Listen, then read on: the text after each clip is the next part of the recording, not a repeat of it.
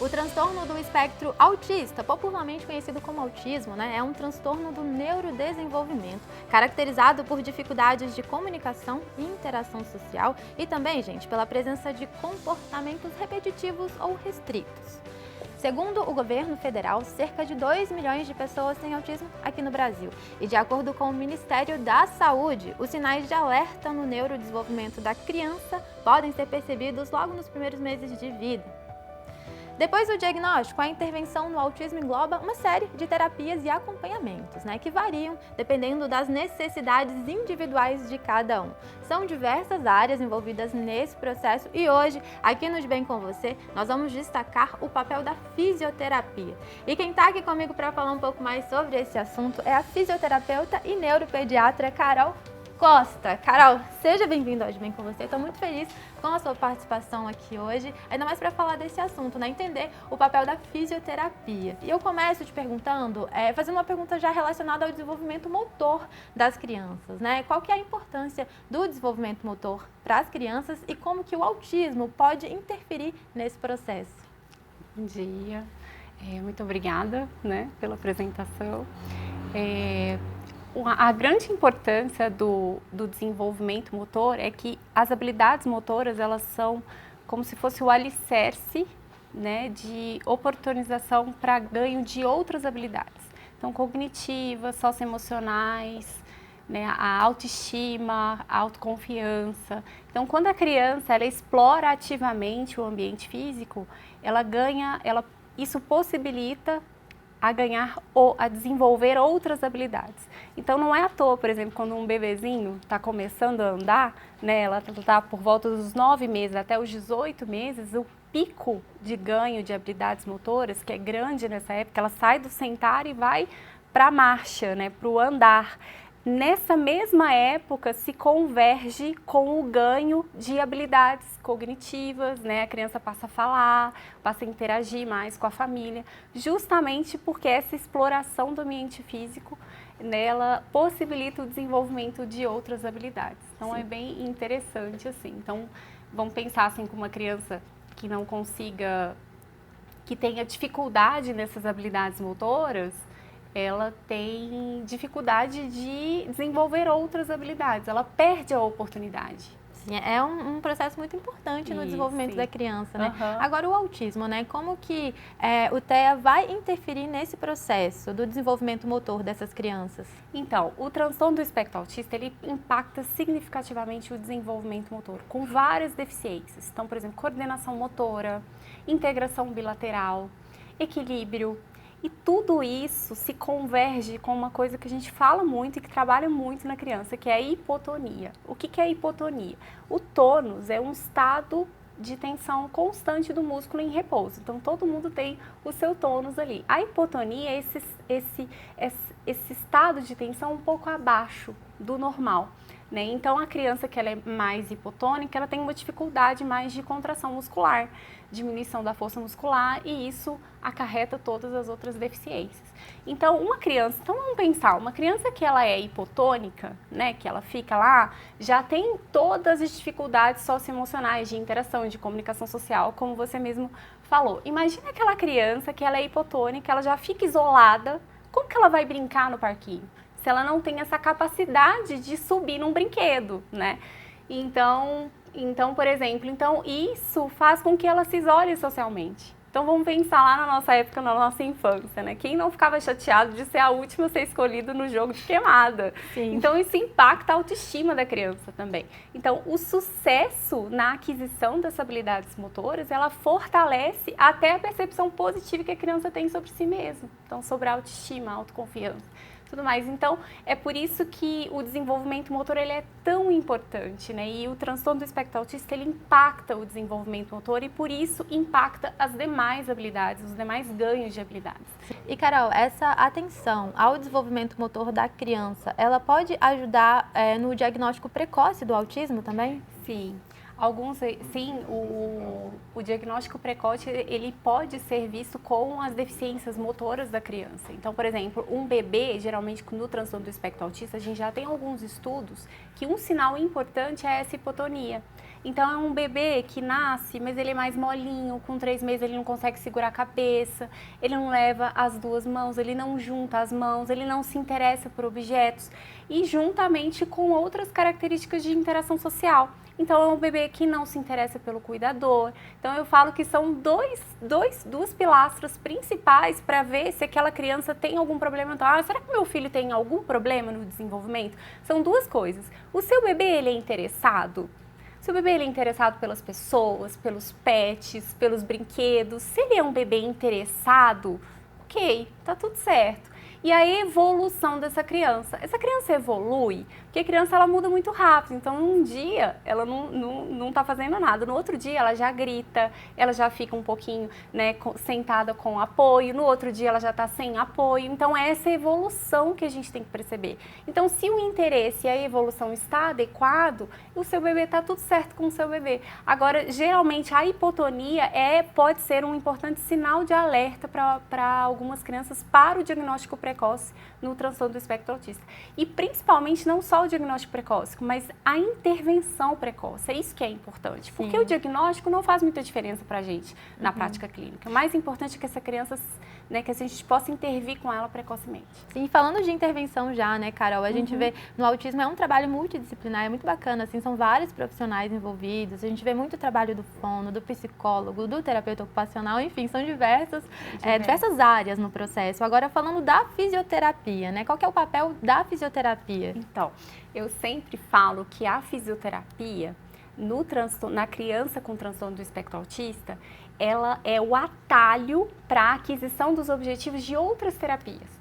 Porque o comprometimento maior na criança do espectro autista, ele é o comprometimento comportamental, da comunicação social, da interação, comportamentos repetitivos, mas quando a gente desenvolve esse motor da criança, e a criança ela é muito motora, isso melhora muito. Então, por exemplo, eu tenho uma criança que não fala. Às vezes ela não fala por questões comportamentais, mas às vezes ela não fala por uma questão de hipotonia de face. Então, quando eu trabalho essa coordenação motora, essa força muscular, o que acontece? Eu dou capacidade motora para ela falar, a criança começa a falar. Então, por exemplo, coordenação motora fina, a criança tem dificuldade para escrever, na escrita. Se ela não tem uma coordenação motora grossa, que é de toda a movimentação, se ela não escala, se ela não anda de bicicleta, se ela não pula, ela não vai conseguir ter uma coordenação motora fina adequada. Então, quando a gente trabalha todas essas bases de habilidades, a criança começa a adquirir habilidades em outras terapias. Então, isso que é bacana. E como que é na prática? Eu fico aqui até curiosa, né, de como que é na prática a fisioterapia, assim, quais são as técnicas, as abordagens mais utilizadas, como que é? As técnicas que a gente utiliza na fisioterapia não é nada de grande, de outro mundo. A gente simplesmente estimula as habilidades motoras da criança com estratégias comportamentais. Então, como o TEA ele é basicamente comportamental, a gente utiliza estratégias na análise de comportamento como reforçadores para a criança realizar as atividades. Então, coordenação motora, integração bilateral, equilíbrio. Então, todas essas atividades que a gente trabalha para que a criança possa se desenvolver. Sim. A gente tem alguns videozinhos que a gente consegue usar para ilustrar para o pessoal que está acompanhando a gente entender melhor o que a gente está falando aqui, né? Olha só, a gente tem o primeiro videozinho que é a criancinha num obstáculo, né? Tem um obstáculo na frente dela e ela vai pulando ali aquele obstáculo. Qual que é o objetivo ali dessa estratégia, Carol? Então, principalmente é a coordenação motora, o equilíbrio. Então, você vê que ela tem que utilizar, realmente ela tem que ter um bom controle de tronco para conseguir passar a perna. É concentração, foco, antecipação do obstáculo. Sim, sim. Tem mais um vídeo, gente. Eu acho muito interessante, eu adoro ver na prática, porque a gente consegue entender, né, ali. Eu entendi que é uma base, assim, um pouco mais pesadinha, né? Isso, o que é um isso, sapato Carol? de astronauta que a gente utiliza. Geralmente a gente utiliza em crianças que andam na ponta dos pés. Sim. E esse é um do principal sintoma que geralmente o médico, ele recorre a gente. Só que eu estou aqui justamente para levantar essa bandeira de que toda criança com transtorno do espectro autista deve ser né, deve vivenciar essa prática da fisioterapia. Pois é, e é muito interessante, nesse também ela tá com esse sapato de astronauta, né, e tem um elástico. Como que funciona, né, essa técnica? Então, a gaiola, ela é excelente, principalmente para as crianças que não param quietas. Então, às vezes a gente precisa ter o foco dela, né, para uma atividade, a gente coloca ela na gaiola e aí a gente trabalha várias habilidades motoras. Então, é muito o tônus, o ganho de força muscular e o ganho de tônus. Mais uma amarelinha, né? Engraçado, uma brincadeira assim, muito presente na vida de muitas pessoas, né? E usada na fisioterapia para ajudar essas crianças. E olha que legal, a gente sempre parte com brincadeiras que ela vai conseguir utilizar lá na escola, na vivência dela. Né? Isso melhora a participação social dela dentro da comunidade. Então, coordenação motora grossa, para a gente vivenciar as outras, principalmente o pulo. Por exemplo, crianças com transtorno do espectro autista, elas têm muita dificuldade no desfraude, por exemplo. Então, quando você trabalha a coordenação motora, a força muscular de membros inferiores, você facilita esse processo do desfraude. Então, legal, a gente vê, né, nessa imagem que estava rodando aqui agora, a criança no desenho ali também já vai ajudar também nessa coordenação motora, nesse sentido. Isso, né? Na coordenação motora fina. Eu já tive pacientes que ele não escrevia de jeito nenhum, já estava com processo de comunicação alternativa, a gente falou, vamos esperar, vamos trabalhar essa coordenação motora grossa dessa criança para que ela ganhe essa coordenação motora fina. E aí, logo depois, ele adquiriu a escrita, sem nenhum problema. Carol, quais são os benefícios a longo prazo, né, da fisioterapia para essa criança com TEA?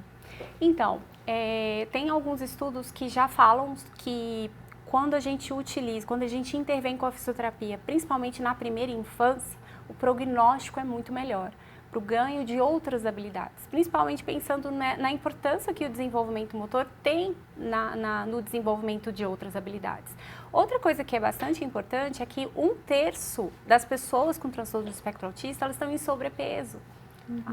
Então, ter esse contato com a atividade física desde o início faz com que a criança saia dessas comorbidades do sedentarismo. Sim, e a gente tem um vídeo muito legal que a Carol conseguiu pra gente, que é de uma criança que ela tá na gaiola, né, que você falou, vamos assistir? Esse é o antes, né, da criança. Isso, em dezembro do ano passado. Sim, em dezembro do ano passado. Isso, aí você vê que é uma criança bem hipotônica, ela não conseguia ficar de pé, então com uma dificuldade imensa e até em concentração para chutar a bola. Sim. Então, uma dificuldade, né, de controle de tronco. Sim. E a gente também tem o depois, né, dessa criança. Esse outro vídeo foi quanto tempo depois? Esse vídeo foi em setembro. Entendi. O último vídeo foi em setembro desse ano. Entendi. Esse daí já é o mais recente. Olha só, gente. Já é o mais recente. Então, ele já tá, né, praticamente sozinho. Então, foi uma criança que melhorou demais. Sim. Porque ela melhorou essa coordenação motora, essa hipotonia diminuiu muito. E aí ele pôde, né, participar de brincadeiras e o social dele também melhorou. Sim. A gente fica muito feliz em ver essa evolução, né, Carol? E tem mais uma história pra gente conhecer hoje, que é da Glória. Ela foi diagnosticada com uma síndrome rara, gente. E a fisioterapia, em conjunto com muitas outras terapias, foi grande aliada no desenvolvimento dela. Vamos ver.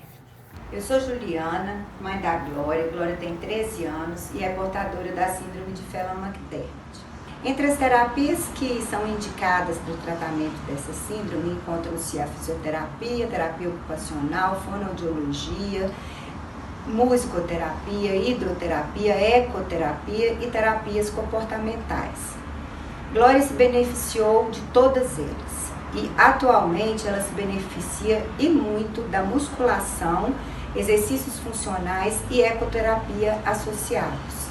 Com isso, ela tem desenvolvido mais a sua autonomia, a força e o tônus muscular, o que faz com que ela se desenvolva nas atividades de vida diária de forma mais eficiente, na alimentação, no banho, na escovação dos dentes, na escrita, no despir e vestir as roupas.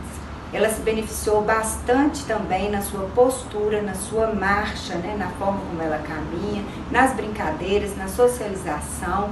E com a melhora da escrita e da digitação, ela melhorou bastante a sua socialização, porque essa foi a forma de comunicação alternativa que ela escolheu para se comunicar e para se relacionar com o mundo. Agradeço demais a Juliana por compartilhar essa experiência com a gente, viu, Ju? Muito obrigada.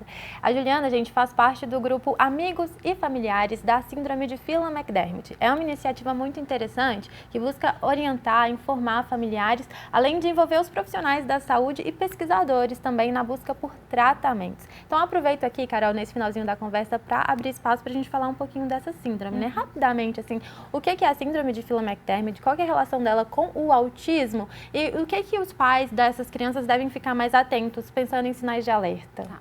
O transtorno do espectro autista, ele é fortemente genético. Tem uma bagagem genética muito grande, tá?